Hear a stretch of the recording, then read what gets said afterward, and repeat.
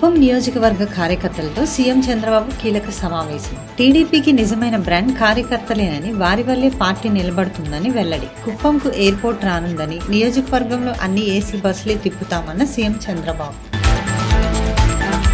భారత రక్షణ రంగంలో స్వదేశీ పరిజ్ఞానాన్ని ప్రోత్సహించే దిశగా కేంద్ర ప్రభుత్వం మరో భారీ ముందడుగు వేసింది. 1.05 లక్షల కోట్ల విలువైన సైనిక పరికరాల కొనుగోలుకు రక్షణ మంత్రి రాజ్నాథ్ సింగ్ అధ్యక్షతన ఆమోదం.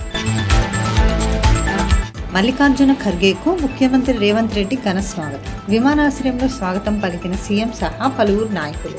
కాంగ్రెస్ ఆధ్వర్యంలో నిర్వహించనున్న కార్యక్రమాల్లో పాల్గొననున్న ఖర్గే.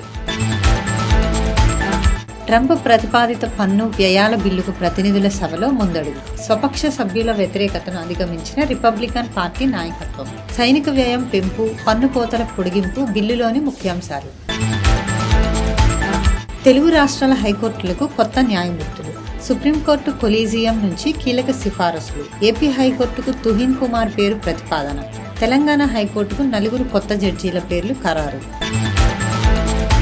ఉత్తరప్రదేశ్లో నకిలీ పోలీస్ అవతారంలో మహిళలను మోసం చేస్తున్న వ్యక్తి అరెస్ట్. నౌషద్ త్యాగి పేరును రాహుల్ త్యాగిగా మార్చుకుని నేరాలు.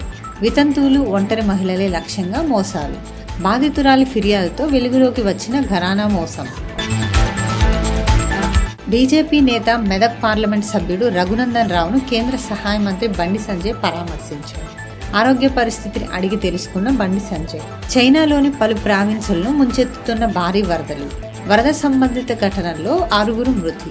వాయవ్య, నైరుతి ప్రాంతాల్లో లెవెల్ 4 అత్యవసర పరిస్థితి విధింపు. బాలీవుడ్ నటి జాక్విలిన్ ఫెర్నాండెస్ కు ఢిల్లీ హైకోర్టులో ఎదురుదెబ్బ. 200 కోట్ల మనీ లాండరింగ్ కేసులో తనపై విచారణ నిలిపివేయాలని అభ్యర్థన. జాక్విలిన్ దాఖలు చేసిన పిటిషన్ను తిరస్కరించిన న్యాయస్థానం.